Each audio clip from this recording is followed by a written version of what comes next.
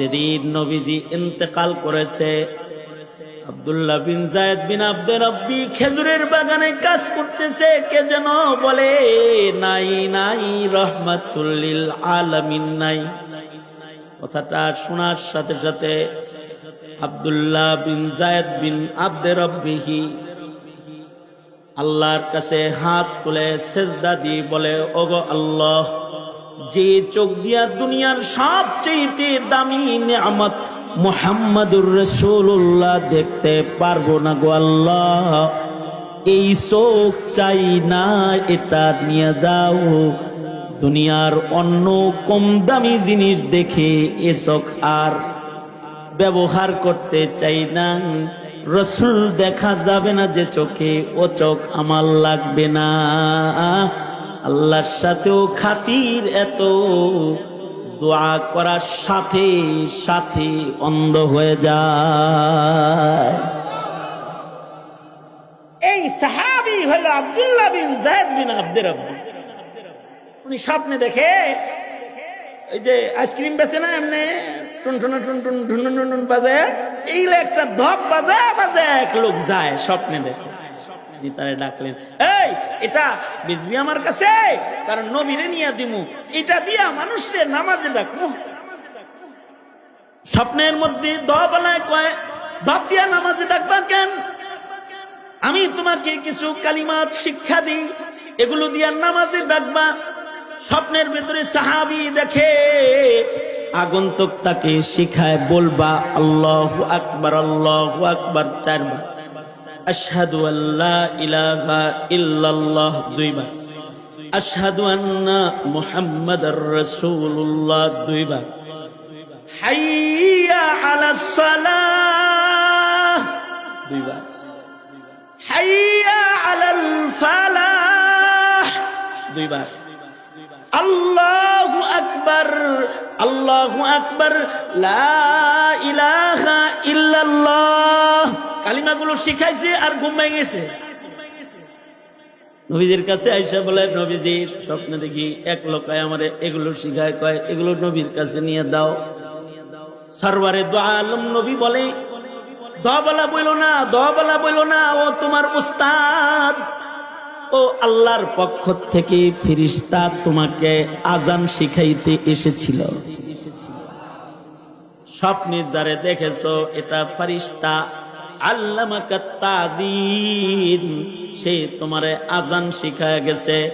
তুমি সাহিবুল আজান, কিয়ামত পর্যন্ত তোমার এই স্বপ্ন দিয়া সব মানুষের 5 বেলার নামাজে ডাকা হবে। আল্লাহর ফয়সালা। যার গলার আওয়াজ বড় তারে ডাকানো। বেলাল রে ধরে আনছে, নবী মুখস্থ করে দিয়ে কয়, শুরু করে দি 5 বেলা কিয়ামত পর্যন্ত আমার সাহাবীর এই স্বপ্ন, রুইয়াতুকা সাদিকান, রুইয়াতুকা সালিহান, এটা স্বপ্ন না, এটা সত্য স্বপ্ন। আমি নবী সমর্থন করছি। আর মানে স্বপ্নকে নবী সমর্থন করে ওহির মর্যাদায় পৌঁছায় দিলেন। শুধুই মাত্র 5 বেলার নামাজে সাহাবীর স্বপ্নের আজান না। মুসলিম সমাজে মুসলমান জন্মাইলে সবার আগে কোরআন না, সবার আগে কানে আজান দেয়া হয়। এরা হলো সাহাবী। বেত্তমিজ সাহাবীদের সমালোচনা করলে তোর জিভ টেনে ছিঁড়ে ফেলা দরকার। সাহাবীর সমালোচনা করো, কিয়ামত পর্যন্ত মুসলমান যারা জমিনে আসবে সব সাহাবীর সমালোচক হবে না, সাহাবীদের অনুসরণ অনুকরণকারী হবে। সাহাবীদের অনুকরণ করানোর জন্য এই দুনিয়াতে যারা মেহনত করেছে তারাও দামি হয়ে গেছে। নবুয়ত যেমন লাসানি, সাহাবিয়ত যেমন লাসানি, মাযহাবিয়ত ওরকম লাসানি। 4 মাযহাব, হানাফি, হাম্বলি, শাফিঈ, মালিকি, এরা সাহাবিয়তকে প্রতিষ্ঠা করার জন্য মেহনত করেছে। এক একজনের মাযহাব, এক এক সাহাবীর সোহবত। আমাদের মাযহাব হানাফি মাযহাব, আব্দুল্লাহ ইবনে মাসউদ রাদিয়াল্লাহু আনহুর রং ফিখের, আর তিনি হলেন আফকাহুস সাহাবা সাহিবুন নালাইন, নবীর জুতা পাহারাদাতা, সাহাবীদের ভেতরে সবচেয়ে ফিকাহ বুঝনেওয়ালা। তার ফিকহি মাযহাব হলো হানাফি মাযহাব। এ কারণে আব্দুল্লাহ ইবনে মাসউদ যেমন হকের বেলায় শক্ত, হানাফিরাও ওই রকম হকের বেলায় মহাশক্ত, মহাশক্ত। সাহাবীদের গুণ হলো মুহাম্মাদুর রাসূলুল্লাহ ওয়াল্লাযীনা মাআহু আশিদ্দাউ আলাল কুফফার রুহামাউ বাইনাহুম তারাহুম রুকআন সুজদান ইয়াবতাগুনা ফাদলাম মিনাল্লাহ ইয়াবতাগুনা ফাদলাম মিনাল্লাহি ওয়া রিদওয়ানা। এগুলো সব সাহাবীদের গুণ।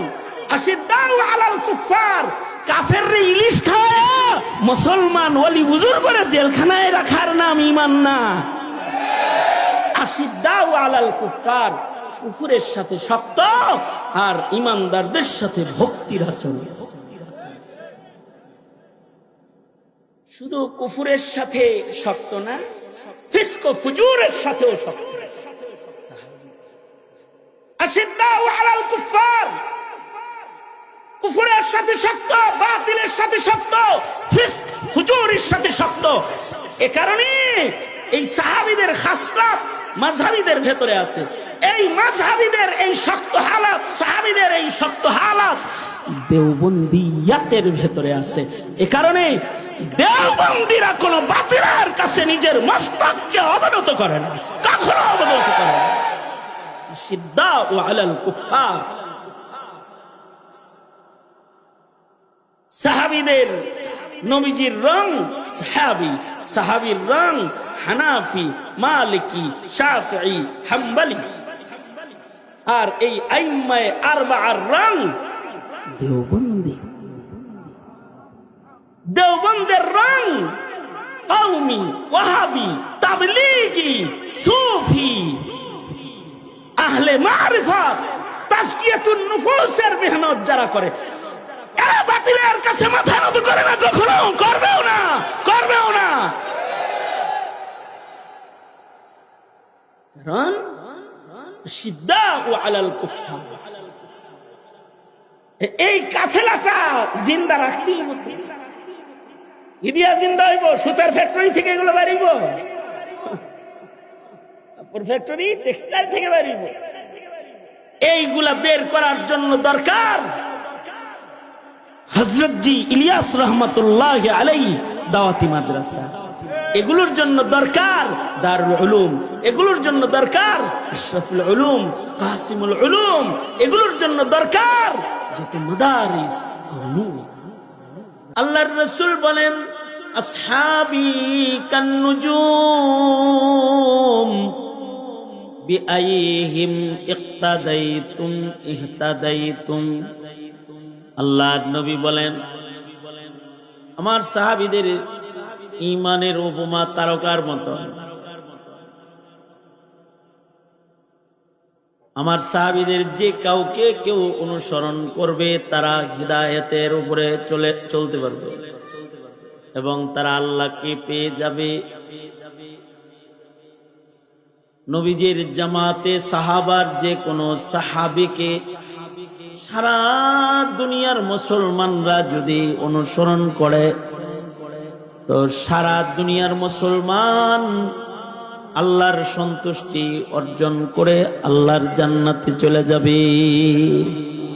বিআইহিম ইক্তাদাইতুম ইহতাদাইতুম, हम फख्र से कहते हैं हमारे ही सहाबा, वल्लाह हमें जान से प्यारे है सहाबा।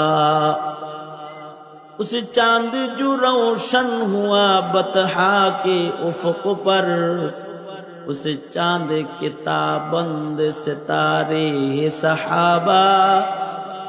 उसे चांद के ताबंद सितारे हे साहाबा। পূর্ণিমার চাঁদের পাশে আলোর চতুর্দিকে তারকাগুলোর যেমন মানায়, নবুয়তের শ্রেষ্ঠ আলো মুহাম্মাদুর রাসূলুল্লাহ সাল্লাল্লাহু আলাইহি ওয়াসাল্লামের নবুয়তের আলোর পাশে সাহাবীদের ঈমানগুলোকে তারকার মতো এরকম মানায়।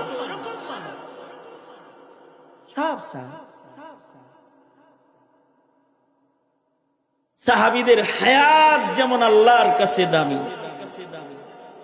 জাগ্রত অবস্থার সেজদা যেমন দামি, রুকু যেমন দামি, সাহাবায়ে কেরামের চলাফেরা যেমন আল্লাহর কাছে পছন্দের, আল্লাহর কাছে সাহাবীদের ঘুমও পছন্দের। ঘুমের ঘরে দেখা স্বপ্ন আল্লাহর কাছে পছন্দের। এমন একটা দল যাদের স্বপ্নকে আল্লাহ তাআলা ওহীর মর্যাদা দান করছেন, এইরকম একটা কাফের। নবীদের স্বপ্ন যেমন ওহী, ইব্রাহিম আলাইহিস সালাতু ওয়াস সালাম স্বপ্নে দেখলেন ওনার সন্তান কুরবানি করতেছেন, আর নিজের ছেলেকে বলতেছে, আমার আদরের সন্তান, ইয়া বুনাইয়া ইন্নী আরা ফিল মানামি আন্নী আযবাহুক ফানজুর মাযা তারা। এ আমার আদরের ছেলে, আমি ঘুমে স্বপ্নে দেখি তোমাকে আমি জবাই করতেছি। ছেলেও যে নবী, ছেলে বুঝে যে বাবার স্বপ্ন এটা তো আল্লাহর নির্দেশ, এটা ওহী। ছেলে সাথে সাথে বলে, ইয়া আবা তিফআল মা তুমার সাতাজিদুনি ইনশাআল্লাহু মিনাস সাবিরিন। বাবা, আপনি স্বপ্নে যা আদেশ করেছেন তা এখনই আপনি বাস্তবায়ন করেন, আমি প্রস্তুত আছি, আমাকে আপনি ধৈর্যশীল করেন। স্বপ্ন ওহী। নবীজি স্বপ্নে দেখছেন মিরাজ, হাসর, জান্নাত, জাহান্নাম। নবীর স্বপ্ন ওহী, নবী বর্ণনা করছেন। এরকম নবীদের পরে সাহাবীরাই একমাত্র জামাত যাদের দেখা স্বপ্নকেও আল্লাহ তাআলা জাতির কাছে মূল্যবান শিআর হিসেবে পেশ করছে। ইসলামের পয়লা যুগে নবীজি মসজিদে বসে থাকতেন, সাহাবীরা আইতে দেরি হইতো, নবীর বয়ে থাকতে হইতো, আইলে জামাতে নামাজ হইতো। প্রশ্ন আসলো, আমাদের জন্য নবী বসে থাকে, নবীজি নামাজে দাঁড়ায় গেলে আমরা এসে জামাত পাই না, তাইলে এমন একটা পন্থা দরকার যেন নবীজিরও ইন্তজার করতে না হয়, আমাদেরও জামাত ছুইটা না যায়। সবাই মিলে পরামর্শ করছে কি করা যায়। এক দলে কয়েক ঘন্টি বাজাইবেন, নামাজের ওয়াক্ত আসলে পরে ঘন্টি বাজানো হবে, আর ঘন্টির আওয়াজ শুনে সবাই মসজিদে আসবে না। ঘন্টি বাজায় নামাজের জন্য ডাকা যাইব না, কাফেররা ঘন্টি বাজায় পূজা করে। কাফেরদের কাম ঘন্টি বাজানি, মুসলমান ঘন্টি বাজাবে না। আর এক দল বলে, তাইলে নামাজের ওয়াক্ত বলে মসজিদের সামনে আগুন ধরায় দিব, ধোঁয়া উপরে গেলে পরে ধোঁয়া দেখে সবাই মসজিদে আসবে না। মুশরিকরা আগুন জ্বালায় পূজা করে, আগুন জ্বালায় নামাজে ডাকা কাফের মুশরিকদের সাথে মিলে যায়, হয় না। মাজুসি যারা, তারা অগ্নি পূজক, আগুনের পূজা করে। অগ্নি পূজক যারা, তারা হলো এই পৃথিবীর বত্তরিন ধর্ম অনুসারীদের এক দল। মানব রচিত সব ধর্মের ভিতরেই নিকৃষ্ট অবস্থা আছে, কিন্তু অগ্নি পূজক মাজুসিদের ধর্মের ভিতরে এমন কিছু নিকৃষ্টতা আছে যা দুনিয়ার কোন মানুষের বানানো কোন ধর্মের ভিতরে নেই। এত নিকৃষ্ট কাজ অগ্নিপূজকরা করে। এরা খালি মুত আর গোবর খায় না, এতটুকু নিকৃষ্ট না, আরো মহা নিকৃষ্ট কাজ ওদের ধর্মে আছে, অগ্নিপূজকদের ধর্মের ভিতরে আছে। তারা এত এত নিকৃষ্ট কর্মকাণ্ড সম্পাদন করে যে তাদের নিকৃষ্ট কাজের ভিতরে একটা নিকৃষ্ট কাজ হলো তারা সন্তান আর মায়ের মাঝখানে বিবাহ সম্পাদনের মতো ঘৃণ্য কাজ করে। নাউজুবিল্লাহ, আগামীকালকে করেন নাউজুবিল্লাহ, জোরে আওয়াজ করে চিল্লায় বলেন নাউজুবিল্লাহ। কেমনে? তাদের এই মাযহাবী একটা কুপ্রথা হইল স্বামী স্ত্রী বিয়া হওয়ার পরে পয়লা সন্তান যদি ছেলে হয় তাইলে তাদের ধর্মের নিয়ম হল তাদের প্রথম সন্তান ছেলে হইলে স্বামী স্ত্রীর বিয়া তালাক হয়ে যায়। এই পৃথিবীতে মানুষের ভেতরে সবচেয়ে দামি মানুষ, আল্লাহর পছন্দের রঙের মানুষ, তারা হলেন পৃথিবীতে অবতীর্ণ পয়গম্বর আলাইহিমুস সালামগণ। মানুষের ভেতরে আল্লাহর কাছে সবচেয়ে দামি নবীরা, আল্লাহর কাছে সবচেয়ে দামি। আর নবীদের পরে আল্লাহর কাছে সবচেয়ে বেশি দামি হলেন নবীদের রঙে রঙিন যারা সাহাবায়ে কেরাম রিজওয়ানুল্লাহ আলাইহিম আজমাইন, ওনারা দামি। সকল নবীর ভেতরে আমাদের নবীজি শ্রেষ্ঠ, আর সব নবীর উম্মতের ভেতরে, সব নবীর সাহাবীদের ভেতরে আমাদের নবীজির সাহাবীরা শ্রেষ্ঠ। কিয়ামত পর্যন্ত যত মানুষ এই উম্মতের জন্মগ্রহণ করবে তাদেরকে আল্লাহর মাহবুব হতে হলে সাহাবায়ে কেরামের মতন হইতে হবে। যদি কেউ সাহাবীদের মতন হয়ে যেতে পারে তাহলে ওই পুরস্কারগুলো তারা পাবে যেই পুরস্কারগুলো সাহাবায়ে কেরামকে আল্লাহ তাআলা দান করেছেন। সাহাবায়ে কেরাম সম্পর্কে এই উম্মতের যেই বিশ্বাস থাকতে হবে, কারণ সাহাবায়ে কেরাম এই উম্মতের জন্য মিয়ারে হক।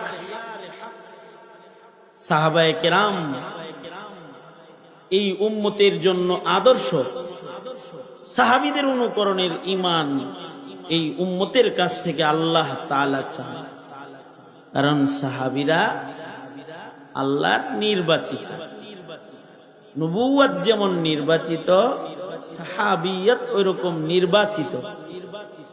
নবী যেমন কিয়ামত পর্যন্ত আর কেউ হবে না, সাহাবীও কিয়ামত পর্যন্ত আর কেউ হবে না। নবুয়তের মাকাম এর পরের মাকামই হলো সাহাবিয়তের মাকাম, সিদ্দিকীনের মাকাম। সাহাবীরা সবাই সিদ্দিকীন। নবী যেরকম ভণ্ডরা দাবি করে সম্মান পাওয়ার আশায়, মির্জা গোলাম কাদিয়ানিও দাবি করছিল, সাহাবীও এরকম বিচার জন্য দাবি করছে সাহাবী। কারণ যদি সাহাবীও দাবি করে সাহাবীও হন যায় তো নবীর পরের স্টেপের লোকের খাতায় তো নিজের নাম না হন যায়। কারণে দুনিয়াতে কিছু মানুষ এমন ছিল যারা সাহাবী দাবি করছে, তার মানে সাহাবীর মাকাম তো অনেক উঁচু। সাহাবীদেরকে আল্লাহ তাআলা দুনিয়াতেই মাগফিরাত দান করেছেন। সাহাবীর ব্যাপারে আকীদা হলো নবীরা মাসুম আর সাহাবীরা হলো মাহফুজ মিন নারি জাহান্নাম। নবীদের গুনাহ নাই, নবীরা মাসুম, নবীরা কোনো গুনাহ করেন নাই। আর সাহাবীদের হালত হলো, সাহাবীদের জীবনে গুনাহ হলেও কোন সাহাবী গুনাহ নিয়ে কবরে যায়। সব সাহাবী মৃত্যুর আগে আল্লাহ তাআলা তাদেরকে মাগফিরাত দান করছেন। আল্লাহু আকবার। দুজকের আগুন থেকে মুক্তি নিয়ে তারপরে ওনারা কবরে গেছেন। সাহাবীরা হলো নবীজির ছাত্র, নবীজি হইলেন উস্তাদ, সাহাবীরা হলো ছাত্র হিসাবে নবীর কাছ থেকে তারা যা যা শিখেছে এইগুলোর পরীক্ষা নিছে স্বয়ং আল্লাহ নিজে নিয়ে। আল্লাহ আবার এই সাহাবীদের সবাই জামাতে সাহাবার সকলকে পাশ ঘোষণা করছে, এরা সব পাশ।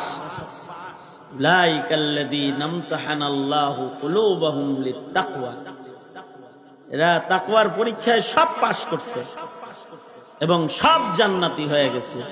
আল্লাহ তাদেরকে পাশ সনদ দান করছেন। শুধু পাশ সনদ দেন নাই, কিয়ামত পর্যন্ত আনেওয়ালা মুসলিমিন তারাও যদি পাশ হইতে চায় তাহলে তাদের মতন হইতে বলেছেন। এ কারণে সাহাবীদের সমালোচনা করতে সাবধান। সাহাবীর সমালোচনা করলে নবীর সমালোচনা হয়, কারণ ছাত্রর বদনাম করলে উস্তাদের বদনাম হয়। আর সাহাবীর সুনাম গাইলে নবীর সুনাম হয়। তার মানে যারা সাহাবী ভালোবাসে তারা নবীরে ভালোবাসে, আর যারা সাহাবীর সাথে দুশমনি করে তারা নবীর সাথে দুশমনি করে। এই কারণে আল্লাহ তাআলা বলেন, আল্লাহ তাআলা বলেন, আমিনু কামা আমানান নাস। আল্লাহ বলেন, আমার নবীর সাহাবীরা যেমন ইমানদার তোমরা ওইরকম ইমানদার হও। নকল কপি হইবা তাদের। রাসূল বলেন, সাবধান,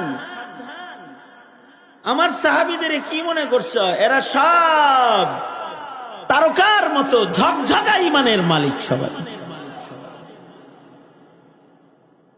মাজুসীদের বদতরিন এক নিকৃষ্ট কাজ এটাও যে স্বামী স্ত্রীর বিবাহের পরে পয়লা বাচ্চা যদি ছেলে হয় তাইলে তাদের ধর্মে স্বামী স্ত্রীর বিয়ে ক্যান্সেল হয়ে তালাক হয়ে যায়। আমার দেশে ছেলে না হইলে তালাক হয়, মাইয়া হয় দেহে তালাক দিয়ে দিছে। আর ওদের হইল ছেলে হইলে অটো তালাক, অটোমেটিক তালাক। কি লেগা? তাদের ধর্মের নিয়ম হইল ছেলে যেহেতু হইছে,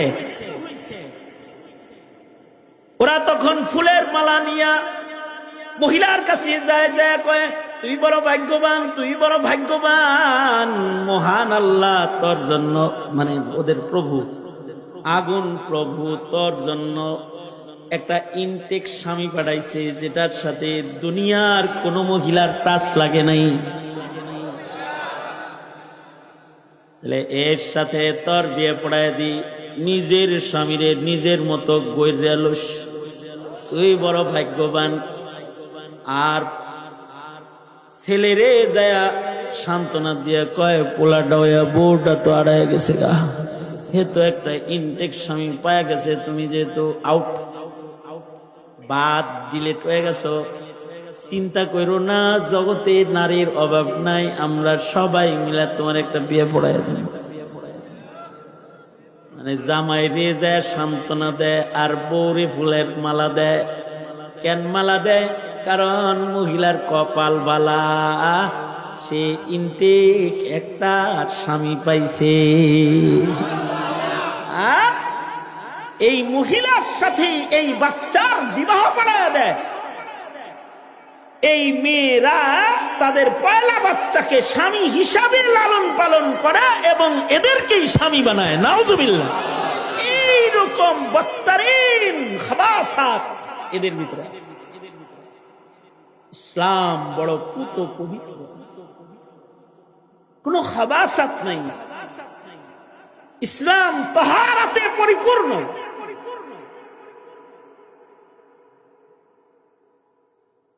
এই পবিত্র পবিত্র ধর্মের ইবাদত করতে এই রকম নিকৃষ্ট মাজুসীদের, অগ্নি পূজকদের আগুনের ধোঁয়া জ্বালায়া তারপরে নামাজ পড়বো না, হবে না। অমীমাংসিত অবস্থায় মিটিং শেষ হয়ে গেল, সব সাহাবীরা যার যার মতো বাড়ি চলে গেলে সাহাবীদের ভেতরে একজন খেজুর বাগানের কৃষক সাহাবী আব্দুল্লাহ ইবনে যায়েদ বিন আবদে রাব্বিহি, অনেক বড় শিক্ষিত কোন সাহাবীর নাম নয়। আজানের হাদিস ছাড়া তার কাছ থেকে আর কোনো হাদিসের রিওয়ায়াত নাই। খেজুর বাগানে কাজ করতেন, কিন্তু ইশকে নবী তার হৃদয়ে খুব বেশি ছিল। হুম রুকআন সুজদান ইয়াবতাগুনা ফাদলাম মিনাল্লাহি ওয়া রিদওয়ানা সীমাহুম ফি ওয়ুজুহিহিম মিন আসারিস সুজুদ যালিকা মাসালুহুম ফিত তাওরাহ ওয়া মাসালুহুম ফিল ইনজিল কাযারইন আখরাজা শাতাআহু ফাআযারাহু ফাস্তাগলাযা ফাস্তাওয়া আলা সুকিহি يعجب الزراع ليغيظ بهم الكفار وعد الله الذين آمنوا وعملوا الصالحات منهم مغفرة وأجرا عظيما. وقال النبي صلى الله عليه وسلم أصحابي كالنجوم بأيهم اقتديتم اهتديتم. وقال النبي صلى الله عليه وسلم الله الله في أصحابي لا تتخذوهم غرضا من بعدي فمن أحبهم فبحبي أحبهم ومن أبغضهم فببغضي أبغضهم أو كما قال عليه الصلاة والسلام. اللهم صل على محمد وعلى آل محمد كما صليت على إبراهيم وعلى آل إبراهيم إنك حميد مجيد. اللهم بارك على محمد وعلى آل محمد كما باركت على إبراهيم وعلى آل إبراهيم إنك حميد مجيد. হযরত জি ইলিয়াস রহমতুল্লাহ আলাইহি বহুমুখী দাওয়াতি মাদ্রাসা এর উদ্যোগে আয়োজিত মহতী বার্ষিক সম্মেলন ইসলামী মহাসম্মেলন 2025 সম্মেলনের মোহতারাম সাদার, মোহতারাম সভাপতি, উপস্থিত হযরত, বুজুর্গ, উলামায়ে কেরাম, সম্মুখপানে সমবেত দিন প্রিয়, ইসলাম প্রিয়, দিনদার ইমানদার মুমিন মুসলমান ভাইরা, পর্দার আড়াল থেকে আলোচনায় শামিল মা বোনেরা, বিশ্বজগতের মালিক, বিশ্ব প্রতিপালকের বিশ্ব দরবারে কালিমাত শকর যে মহান রব্বুল আলামিন অত্যন্ত দয়া করে, মায়া করে, ভালোবেসে, রহমতি বরকতি জান্নাতের টুকরা বাগানে উম্মতের ওলামায়ে দ্বীনদের সোহবতে আল্লাহ তাআলা দ্বীনি মাহফিলে আমাদের আসার বসার তৌফিক দান করেছেন। সে মালিকের দরবারে শুকর গুজার হই, শুকরিয়া আদায় করি, কালিমাত শকর পড়ি, জবান খুলে ভক্তি ভরে সমস্বরে আওয়াজ করে মুহাব্বতে সকলে বলুন আলহামদুলিল্লাহ।